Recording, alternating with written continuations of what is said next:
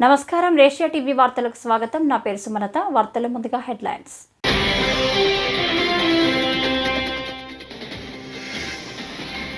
వసంత పంచమి కుంభమేళాకు పోటెత్తిన భక్తులు. అమృత స్నానాలకు భక్తులు క్యూ కట్టారు.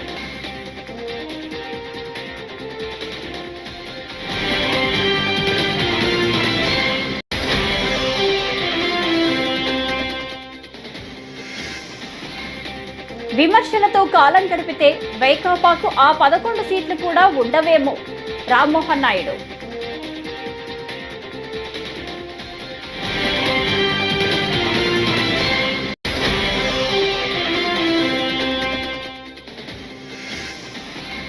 అటవీ భూములు ఆక్రమించిన పెద్దిరెడ్డి అడవి దొంగ.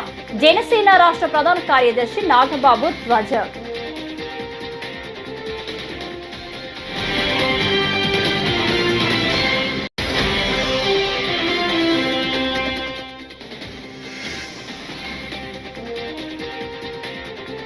భారత్ అభివృద్ధిని ప్రపంచ దేశాలు గమనిస్తున్నాయని ముఖ్యమంత్రి Chandrababu Naidu.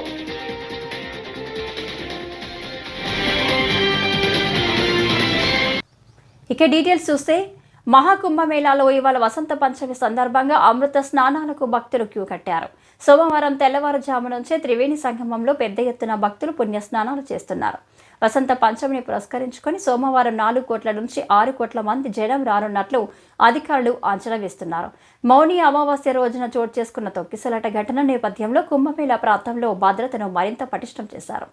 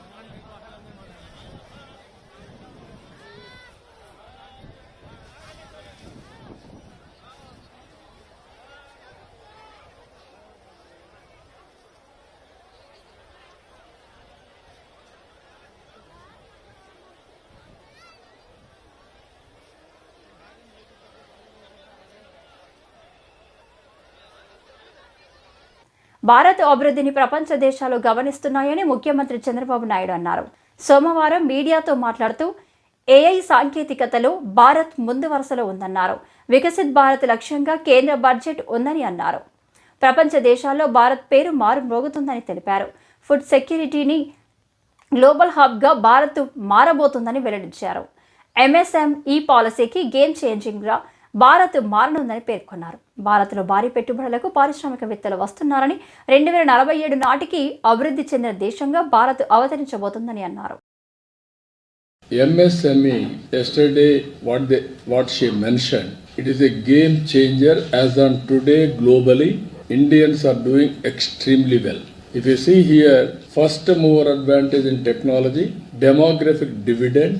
Because of demographic dividend, Indians are becoming entrepreneurs globally. This MSME policy will give a new hope, and also it is a game changer altogether. And also if you see investment, very crucial, not only government investment, how to bring private investment, what are all the new models we are going to emerge. In economic reforms, if you can go through back, because of economic reforms, we are able to do PPP model, public-private investments. There is a total sea change in infrastructure, either roads or airports or ports or communication sector, especially bandwidth, connectivity, everything. Today, again this policy, investment policy, it is going to impact big way. New models are going to come. Not only PPP, viability gap funding, and so many creative things are going to happen. With this, again, huge investment is going to come in all these sectors. Tax reforms I have seen, taxation, financial sector, power sector, urban development, mining, regulatory. I remember very well, first regulatory commission has శనివారం ప్రవేశపెట్టిన కేంద్ర budget ప్రజల ఆశలకు అనుగుణంగా ఉన్న budget అని కేంద్ర పౌర విమానయాన శాఖ మంత్రి కింజరాపు రామ్మోహన్ నాయుడు కొనియాడారు. శ్రీకాకుళంలో మీడియాతో మాట్లాడిన ఆయన మధ్యతరగతి కుటుంబాలకు ఊరట కలిగించే బడ్జెట్గా అభివర్ణించారు. ఏపీ అభివృద్ధికి నిధులను కేటాయిస్తున్నారని కేంద్ర మంత్రి చెప్పారు. 7 నెలల్లోనే అన్ని పూర్తి చేస్తే కూటమి ప్రభుత్వంపై వైకాపా వ్యాఖ్యలు విడ్డూరంగా ఉన్నాయని మండిపడ్డారు. నిన్న ప్రవేశపెట్టినటువంటి కేంద్ర బడ్జెట్ ప్రజల బడ్జెట్ అని మనం స్పష్టంగా తెలియజేసుకోవచ్చు.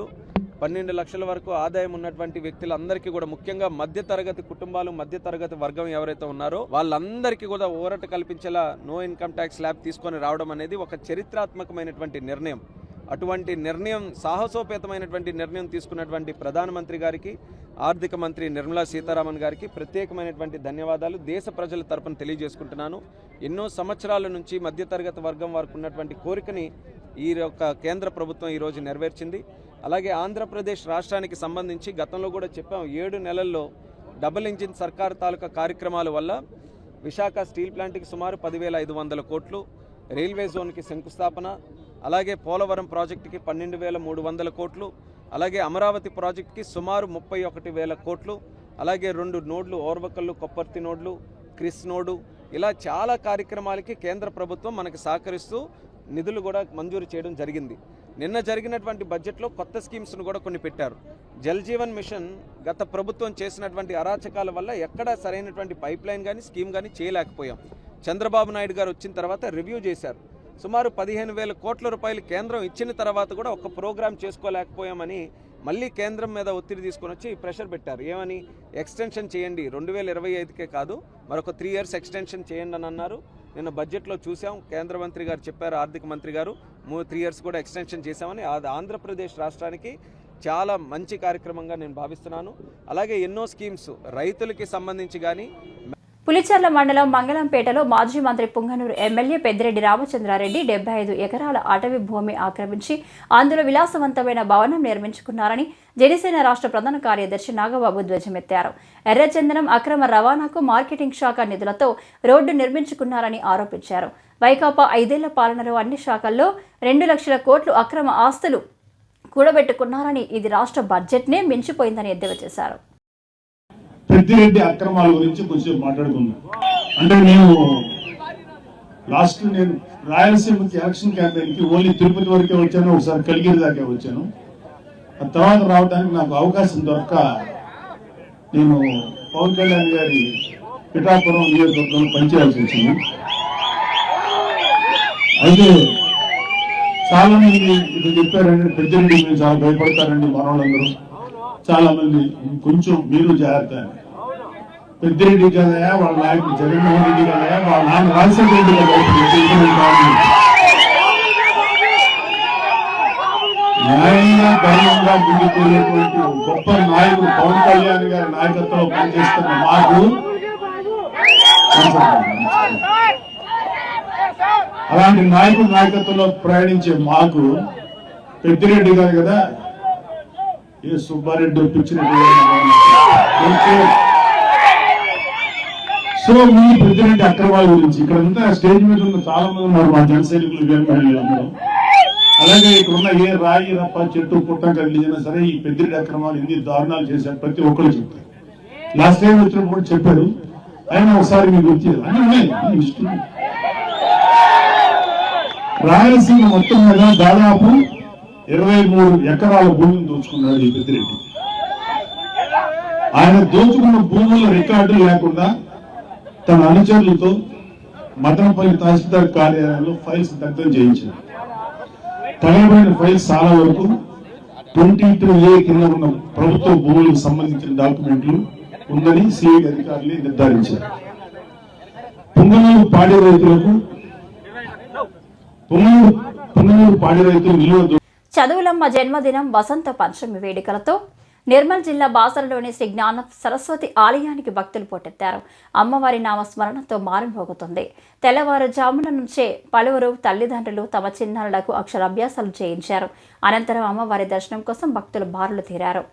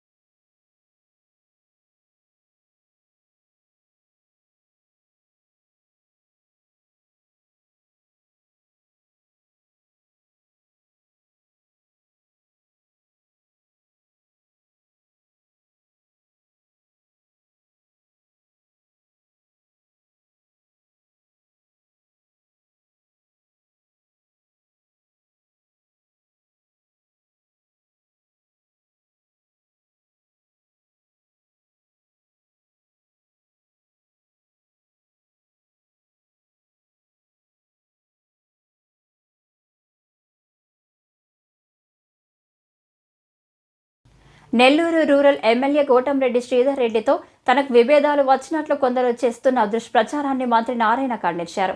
శ్రీధర్ రెడ్డి ప్రజల నాడి తెలిసిన నాయకుడని కొనియాడారు. విజయవాడలో 40 కోట్ల పన్ను బకాయిలు ఉంటే నెల్లూరులో 120 కోట్లు ఉన్నాయని వివరించారు. ప్రజలపై ఒత్తిడి లేకుండా వాటిని వసూలు చేయాలని అధికారులకు సూచించినట్లు చెప్పారు.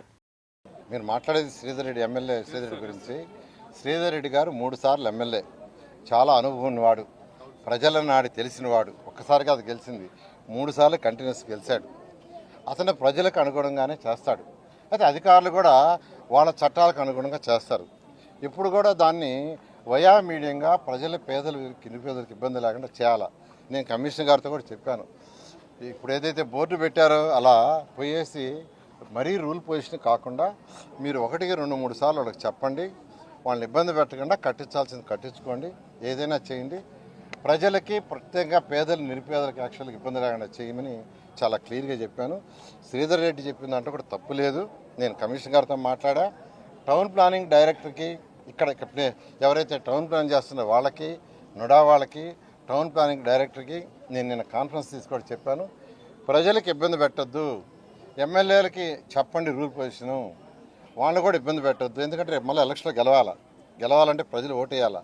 అట్టని జిగ్జాగ్గా ఇష్టం వచ్చినట్టు అడ్డదారులలో చేయొద్దు అని చాలా క్లియర్గా చెప్పాను.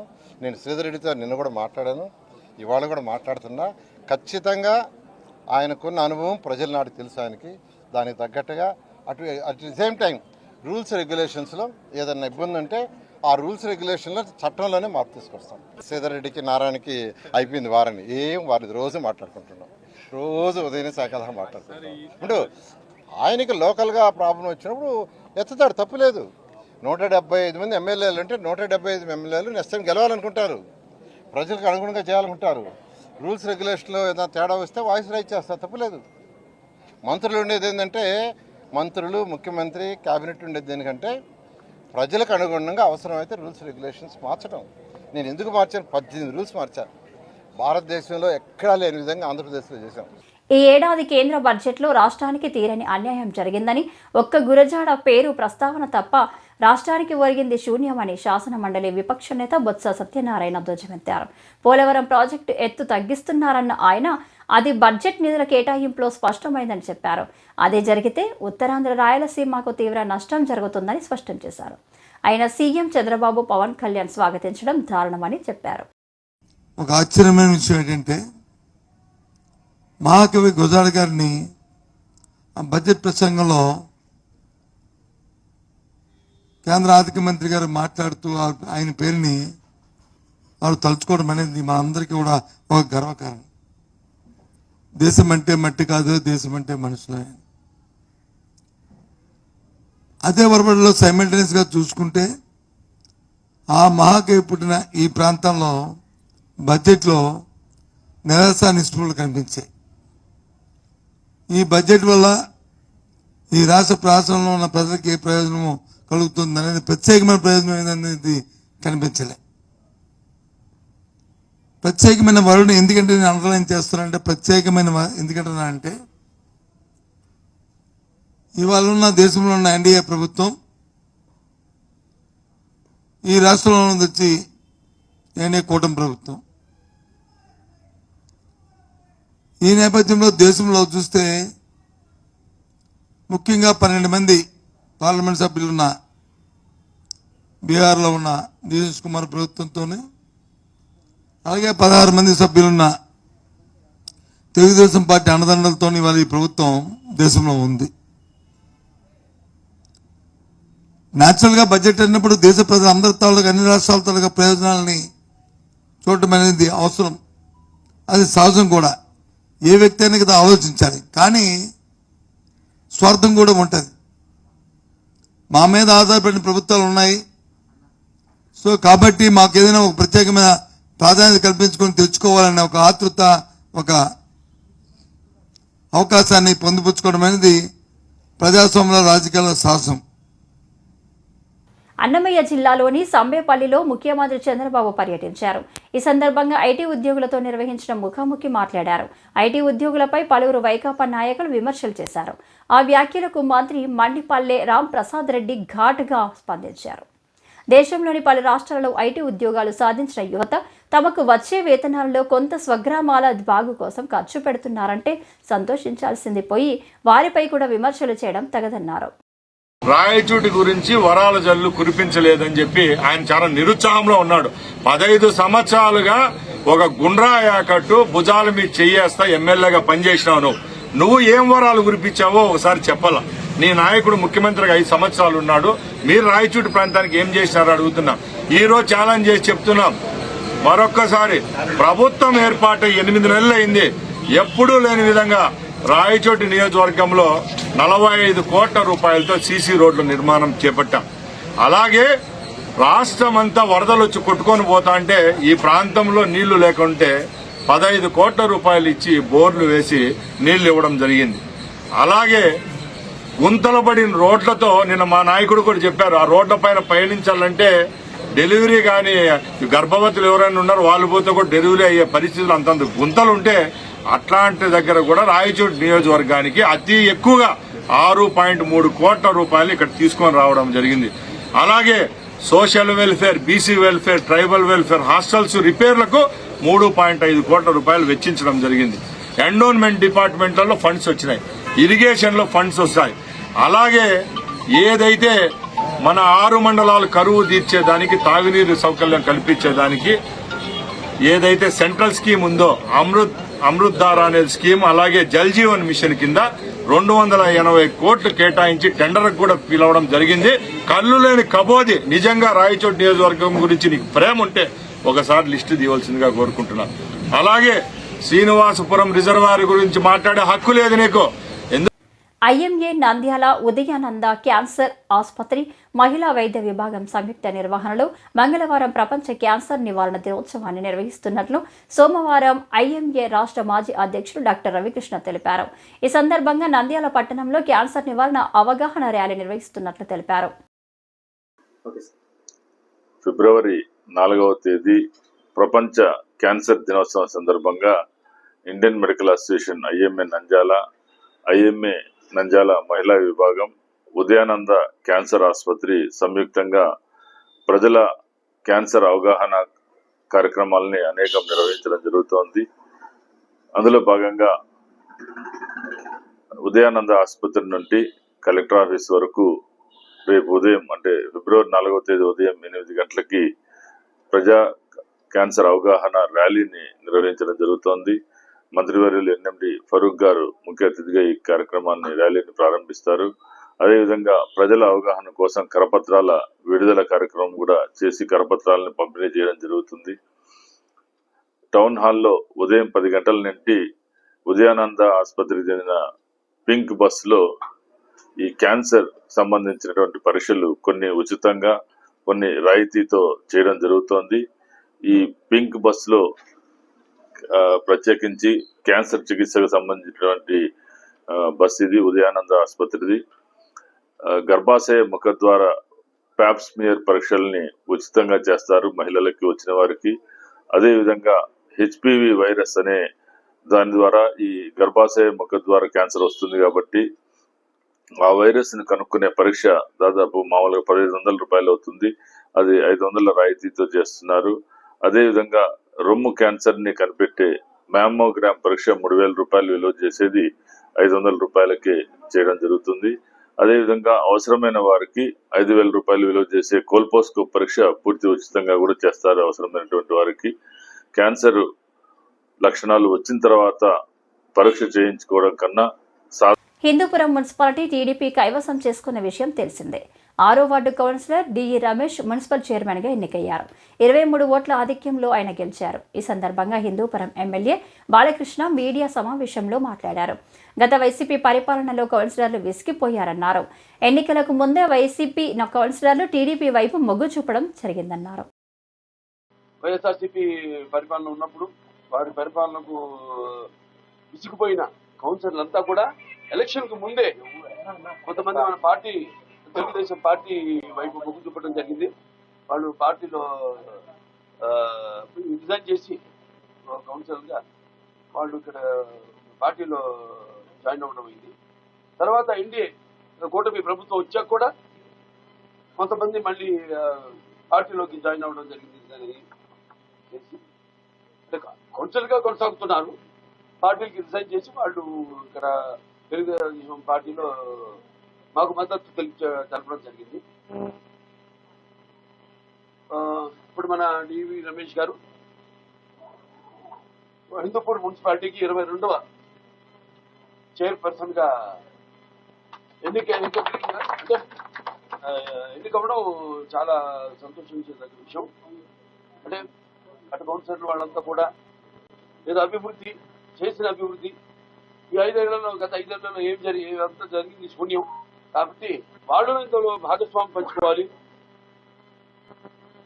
అన్న తపనతో వాళ్ళు వేసిన ఓట్లు ఎవరైతే ప్రజానికం వాళ్ళని గెలిపించారో వాళ్ళందరికీ వైసీపీ హయాంలో తాడిపత్రిలో రౌడీ రాజ్యం నడిచిందని మంత్రి జనార్దన్ రెడ్డి విమర్శించారు. ఇప్పుడు అదే చేయాలని చూస్తున్నారని మండిపడ్డారు. తాడిపత్రిలో సోమవారం ఆయన మాట్లాడుతూ 5 ఏళ్లు జేసీ ప్రభాకర్ రెడ్డి కుటుంబాన్ని ఇబ్బందులకు గురి చేశారని పేర్కొన్నారు. ఎన్ని ఇబ్బందులకు గురి చేసినా వారు వెనక్కి తగ్గలేదని వైసీపీపై పోరాడారని తెలిపారు. కూటమి ప్రభుత్వంలో ప్రజలు శాంతియుతంగా ఉన్నారని స్పష్టం చేశారు. ఇదే తాడిపత్రి నగరంలో చేయని దౌర్జన్యాలు లేవు అన్న పెద్ద ప్రభాకర్ రెడ్డిని అయితే ఎంత ఘోరంగా చేశారో ఈ రోజు వాళ్ళు మాట్లాడాలా, మళ్ళీ మాట్లాడతామన్నారు, నీతులు చెప్తున్నారు. సిగ్గు శరం లేకుండా మాట్లాడే ఆ వ్యక్తులు ఎవరైతే ఉన్నారో ఒక్కసారి తల దించుకోవాల్సిన పరిస్థితి ఉంది. ఈ రోజు వచ్చిన తర్వాత కూటమి ప్రభుత్వం వచ్చిన తర్వాత ప్రజలందరూ కూడా శాంతియుతంగా ఉన్నారు. వ్యాపారస్తులు ఎక్కడైనా ఎవడైనా వచ్చి వ్యాపారం చేసుకోవచ్చు, ఎవడైనా మీరు ఇక్కడికి వచ్చి ప్రశాంతంగా బతకవచ్చు. గతంలో ఈ రోజు వచ్చింది తాడిపత్రికి ఇంత నీట్ గా పెట్టి ఈ యొక్క మున్సిపాలిటీ ఒక్కటే గెలిచినామంటే ఆ రోజు వాళ్ళు పడిన శ్రమ కానీ ఇక్కడ తీసుకొచ్చిన మార్పులు కానీ అండర్ గ్రౌండ్ డ్రైనేజ్ కానీ నేను కూడా ఇప్పుడు అండర్ గ్రౌండ్ డ్రైనేజ్ అన్నం తీసుకుంటున్నాను. అన్నం చేసేదాన్ని మళ్ళీ బనగానపల్లిలో మొదలు పెడతా ఉన్నాం. కాబట్టి శాంతి భద్రతల విషయంలో కూడా అందరూ కూడా సహకరిస్తా ఉన్నారు. ప్రజలు వాళ్ళే ఇంకా రెచ్చగొట్టే ధోరణిలో మాట్లాడుతూ ఉన్నారు. ఇప్పటికీ రెచ్చగొట్టే ధోరణిలో ఉన్నప్పుడు ఎవరు కూడా మనిషి ఎంతసేపైనా ఓపిక పడతాడు. ఈరోజు రెచ్చగొట్టే ధోరణిలో రావస్తూ మళ్ళీ ఈరోజు రోడ్ల మీదకి వచ్చి మళ్ళీ ఏదో రౌడీజం చేయాలని చూస్తున్నారు. ఈ కూటమి ప్రభుత్వం ఏ రౌడీజం చేస్తే కానీ కూడా ముడుచుకోదు. ఖచ్చితంగా త్వరలో ఏవైతే మా మేనిఫెస్టో దాంట్లో ఉండేటువంటి దీపం పథకం ఇవ్వడం జరిగింది. ఇప్పటికే త్వరలోనే ఆర్టీసీ యొక్క కూడా ఇవ్వవస్తున్నాము.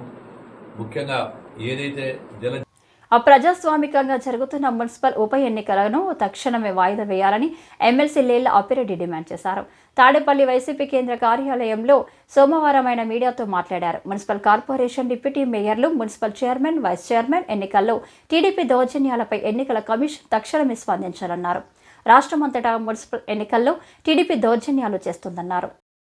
రాష్ట్రంలో ప్రజాస్వామ్య పరిపాలన లేదు, నిరంకుశమైనటువంటి పరిపాలన కొనసాగుతూ ఉంది, నియంతృత్వ పరిపాలన కొనసాగుతూ ఉంది.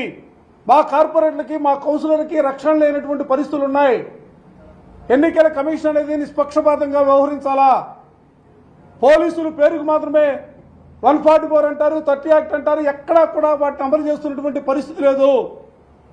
ఈ పరిస్థితుల్లో ఎన్నికల కమిషన్ ఇన్వాల్వ్ కావాలా, మా కార్పొరేట్లకి రక్షణ కల్పించాలా, ప్రజాస్వామ్యబద్ధంగా ఎన్నికలు జరిపించడానికి ప్రయత్నం చేయాలనే భావంతో పూర్తిగా అన్ని విషయాలపైన కూడా ఎన్నికల కమిషన్ గారిని నిన్న కలిసి పార్టీ పరంగా ఒక రిప్రజెంటేషన్ కూడా వారికి ఇచ్చినటువంటి పరిస్థితులు కూడా ఈ సందర్భంగా చెప్తా ఉన్నాం. అయినా కూడా శ్రేష్ఠలుడికి చూస్తూ ఉన్నారు. పోలీసు వ్యవస్థను కూడా నేను అడుగుతా ఉన్నా, వందలాది మంది తెలుగుదేశానికి సంబంధించినటువంటి కార్యకర్తలు, నాయకులు రోడ్లపైకి వచ్చి బస్సులపై దాడులు చేస్తూ ఉంటే ఎందుకు మీరు కనీసం ఆపడానికి కూడా ఎందుకు ప్రయత్నం చేయట్లా? 144 యాక్ట్ ఉంటే, 30 యాక్ట్ ఉంటే అంతమంది రోడ్డుపైకి ఎట్లా రాగలిగారు? వాళ్ళు చూస్తూ ఊరుకుంటా ఉన్నారు. మేము ఈరోజు మరలా తిరిగి ఎన్నికల కమిషన్ కలవబోతా ఉన్నాం. ఇంతట ప్రజాస్వామికమైనటువంటి విధానాలతో, అన్యాయాలతో, దౌర్జన్యాలతో ఎన్నికలు నిర్వహిస్తే దానివల్ల ప్రజాస్వామ్యానికి వనగూరినటువంటి ప్రయోజనం ఉండదు. ప్రజాస్వామ్యాన్ని పరిరక్షించాలా. ఆ ప్రజాస్వామ్యాన్ని పరిరక్షించాలంటే తప్పనిసరిగా తిరుపతిలో ఉన్నటువంటి ఎన్నికలు. ఈ వార్తలు ఇంతటితో సమాప్తం. నమస్కారం.